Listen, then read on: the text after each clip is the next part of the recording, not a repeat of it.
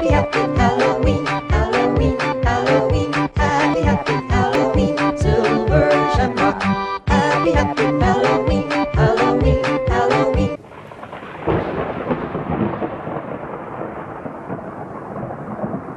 Welcome to another week of the Cinematologist Octoberfest. Vincent and I are very excited this week to give you Werewolf Week, all the hair-raising tales of classic and modern werewolf films, all condensed into 1 week of horrific horror movie reviews. So sit back, relax, and enjoy the hair-raising excitement of this wonderful Werewolf Week.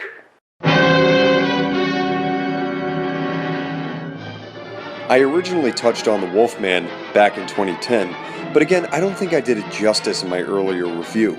I owe it some more praise. Universal Studios was hitting their stride by the early 1940s. Dracula, Frankenstein, The Mummy, The Invisible Man had all proven to be successes. At least with Dracula and Frankenstein, the studio also had some pre-existing material to work off of, and then take some of their own creative liberties with the storytelling. That doesn't always translate well in film, but in the case of those two, they've stood the test of time, especially after over 80 years.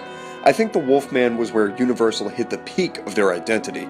Not to say their later films weren't good, but The Wolfman represented what I believe was an original story and really ushered in the monster craze of that era and later eras. It also looked like they put more of a budget forth for this one, which really shows. It seemed like Universal was really putting a lot of the chips down for The Wolfman, and luckily for them it paid off, big time at that. The big-name actors like Lon Chaney Jr. and Claude Rains were great choices to give the film some star power, while also giving memorable performances of their characters. The set design, although similar to earlier Universal films, looks to have really set the look for the contemporary horror film of that time.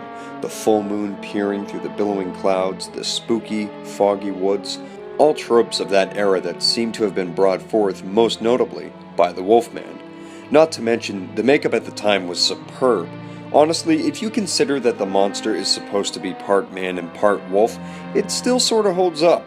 They definitely improved on the makeup in the 2010 remake, but not so much in terms of story and characters.